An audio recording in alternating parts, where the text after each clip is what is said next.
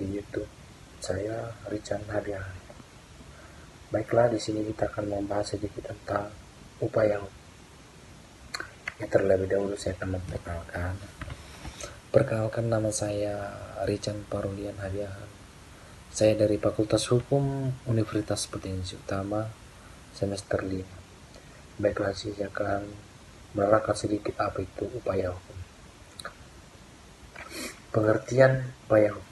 Upaya hukum ialah di mana seseorang atau badan hukum berhak menggugat suatu hal tertentu terhadap putusan hakim karena merupakan tempat bagi pihak-pihak yang tidak merasa puas terhadap putusan yang diberikan hakim, baik yang dianggap bertentangan dan dengan apa yang diinginkan atau yang tidak sesuai dengan rasa keadilan, karena hakim juga merupakan orang yang dapat melakukan kesalahan atau kelalaian sehingga keputusan yang dibuat oleh pihak lain salah.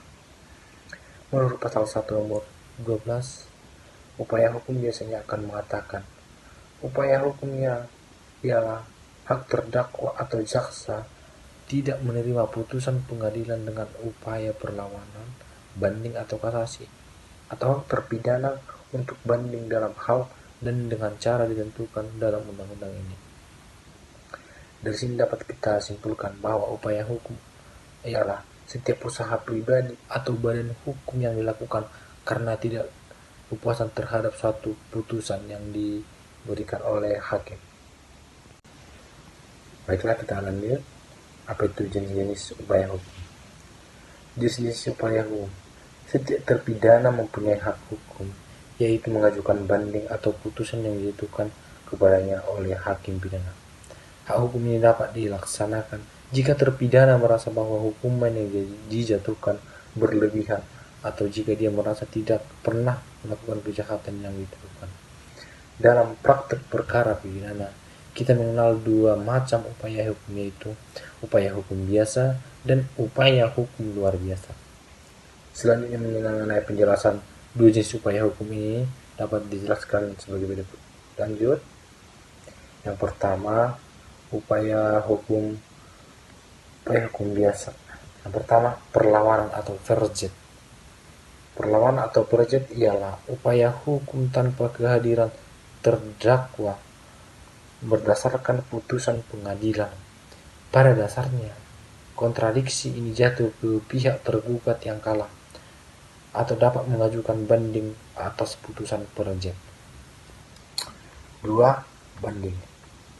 Banding ialah salah satu upaya hukum yang biasa dilakukan oleh salah satu atau kedua belah pihak terhadap putusan pidana. Terpidana dapat mengajukan banding jika tidak puas dengan isi putusan pengadilan negeri. Mahkamah Agung kemudian menangani proses banding sebagaimana diatur dalam Undang-Undang KUHP pasal 67 yang mengatakan terdakwa atau penuntut umum berhak meminta izin untuk naik banding terhadap putusan pengadilan negeri, kecuali putusan bebas tidak mengurangi tuntutan apa yang berkaitan dengan pokok permohonan yang tidak sah dengan putusan pengadilan dalam sidang pengadilan yang dipercepat. Putusan pengadilan yang dimohonkan banding hanyalah putusan pengadilan yang berhak, bukan penetapan, karena penetapan upaya hukum biasa hanya dapat digugat dalam kasasi. Menurut pasal 233 ayat 2 KUHP, jangka waktu pengaduan adalah 7 hari sejak putusan dibacakan. Jika jangka waktu banding telah berakhir, pengadilan tinggi menolak banding tersebut karena putusan pengadilan yang bersangkutan bersifat final atau inkrah.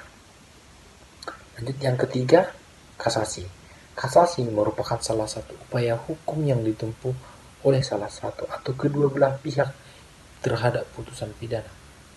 Terpidana dapat mengajukan banding atau putusan kasasi jika tidak puas dengan isi putusan kasasi Mahkamah Agung. Mahkamah Agung kemudian menangani proses kasasi sebagaimana yang diatur dalam pasal 244 KUHP yang mengatakan Dalam perkara pidana yang ada putusan tingkat terakhir oleh pengadilan selain Mahkamah Agung, terdakwa atau penuntut umum berhak mengajukan kasasi kepada Mahkamah Agung kecuali putusan bebas. Jangka waktu mengadukan ialah 14 hari setelah terdakwa menerima informasi sesuai dengan pasal 245 ayat 1 KUHP.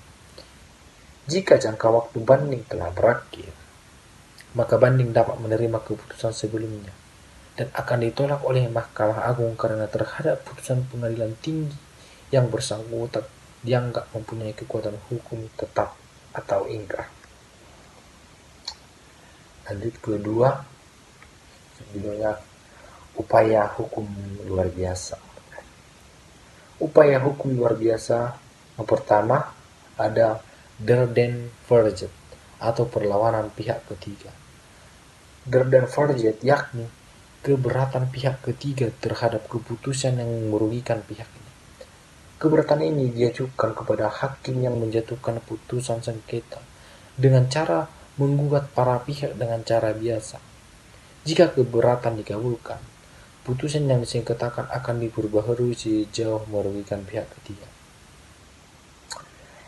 Investigasi tingkat kasasi untuk kepentingan hukum. Permohonan kasasi atas dasar hukum ditulis oleh putusan pengadilan negeri selain Mahkamah Agung atas sekretaris pengadilan yang memutuskan perkara pada tingkat pertama, disertai dengan draft yang membenarkan permintaan tersebut selama tidak merugikan mereka yang terkena dampak dan hanya dapat diajukan satu kali.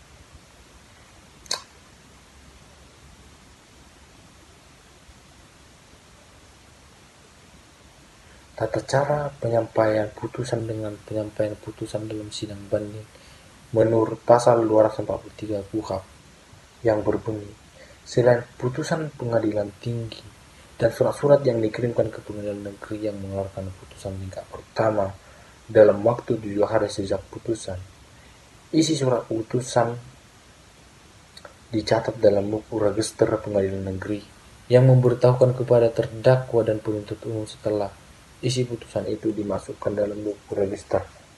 Kemudian pemberitahuan itu dicatat dalam salinan putusan Mahkamah Agung. Ketentuan pengadilan negeri sebagaimana dimaksud dalam pasal 226 berlaku juga terhadap putusan Mahkamah Agung. Dalam hal ini, terdakwa bertempat tinggal di luar daerah pengadilan negeri. Pengadilan meminta bantuan kepada kantor pengadilan negeri yang di daerahnya tertuduh atau berdomisili untuk membantu memberitahukan tentang isi putusan. Dalam hal ini, tergugat tidak diketahui rumahnya atau bertempat tinggal di luar negeri. Isi putusan sebagaimana yang dimaksud dalam ayat 2 harus disampaikan oleh kepala desa atau pejabat atau perwakilan Republik Indonesia di tempat berkediaman biasanya terdakwa, dan terdakwa dipanggil 2 kali berturut-turut oleh 2 surat kabar yang terbit dari pengadilan negeri itu sendiri. Yang terakhir, upaya hukum luar biasa yaitu peninjauan kembali. Peninjauan kembali menurut putusan pengadilan yang telah memperoleh hukuman tetap. Keputusan pengadilan terhadap pidana dan ahli warisnya dari Mahkamah Agung dapat diperiksa kembali, kecuali putusan bebas atau pembebasan dari segala tuntutan. Penyidikan didasarkan dalam pasal 263 KUHP yang menyatakan, apabila timbul satu fakta baru yang menimbulkan satu argumen yang kuat bahwa jika fakta itu telah diungkapkan pada waktu yang masih dalam proses pemeriksaan, maka hasilnya akan bebas atau lepasnya dari segala tuntutan atau tuntutan dari seseorang penerima kuasa. Umumnya tidak akan diizinkan, akan dikondisikan dengan ketentuan pidana yang tidak terlalu berat. Ketika putusan yang berbeda mengklaim bahwa suatu terbukti, tetapi fakta atau keadaan menjadi bukti sebagai dasar dan alasan keputusan terbukti ternyata bertentangan, ketika putusan yang jelas menunjukkan kelalaian atau kesalahan hakim yang sebenarnya, peninjauan kembali juga dapat dilakukan terhadap putusan tersebut berkaitan dengan suatu tindak pidana yang diduga atau terbukti tetapi tidak diikuti dengan pemidanaan atau hukuman. Prosedur mengadukan menurut undang-undang ialah sebagai berikut. Disampaikan kepada petugas yang memutuskan perkara dengan alasan yang jelas. Setelah permohonan petugas dicatat dalam surat pernyataan yang ditandatangani oleh petugas dan pemohon serta dicatat dalam daftar yang dilampirkan di dokumen. Permintaan peninjauan tidak terbatas dalam jangka waktu tertentu, sehingga permintaan peninjauan kembali dapat dilakukan kapan saja. Ketika pengadilan negeri menangani banding, jaksa penuntut umum dan pemohon banding hadir dan memberikan pendapat mereka. Kemudian dibuat berita acara pemeriksaan yang ditandatangani oleh hakim, penuntut umum, penggugat, panitera, dan berita acara yang ditandatangani oleh hakim dan panitera. Ketua Pengadilan Negeri segera mengirim surat ke Mahkamah Agung meminta pemeriksaan ulang atas suatu perkara bersama dengan dokumen dan penjelasan dan salinan surat yang menyertai dikirim ke pemohon dan jaksa. Pemrosesan permohonan peninjauan kembali jika Mahkamah Agung tidak dikabulkan dapat memenuhi persyaratan pasal 263 ayat 2 KUHP. Kondisi berikut berlaku untuk pemrosesan permintaan peninjauan kembali setelah diterima dan diselidiki. Apabila Mahkamah Agung tidak membuktikan dalil-dalil permohonan, maka Mahkamah Agung menolak permohonan kasasi dengan ketentuan putusan yang dimohonkan kasasi tetap sah beserta alasannya. Dalam hal ini, Mahkamah Agung menguatkan putusan permohonan. Mahkamah Agung dapat membatalkan putusan kasasi dan membuat putusan yang dapat berbentuk sebagai berikut, yaitu penghakiman gratis. Putusan dibebaskan dari segala jenis proses hukum. Putusan tidak bisa mengikuti tuntutan jaksa penuntut umum. Putusan dengan menggunakan ketentuan pidana yang lebih ringan. Pidana yang dijatuhkan dalam putusan peninjauan kembali tidak boleh melebihi pidana yang telah dijatuhkan dalam putusan semula. Salinan putusan Mahkamah Agung tentang peninjauan kembali beserta berkas perkaranya dalam waktu 7 hari setelah putusan tersebut dijatuhkan dikirim kepada pengadilan yang melanjutkan permintaan peninjauan kembali.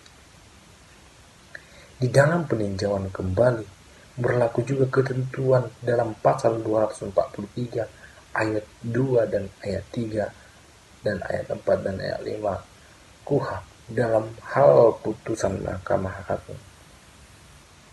Permintaan peninjauan kembali hanya dilakukan satu kali.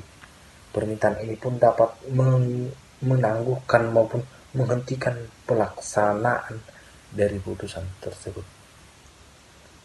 Apabila permohonan meninggal dunia, maka mengenai diteruskan atau tidaknya peninjauan kembali diserahkan kepada ahli warisnya dalam pasal 268 Kitab Undang Hukum Acara Pidana.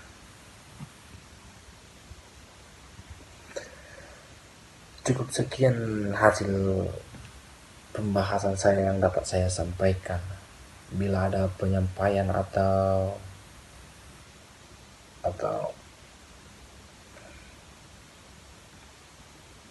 penjelasan yang kurang paham, dapat kita berikan komentar atau penambahan mengenai materi ini, saya terima. Cukup sekian dan terima kasih. Salam sejahtera. Shalom.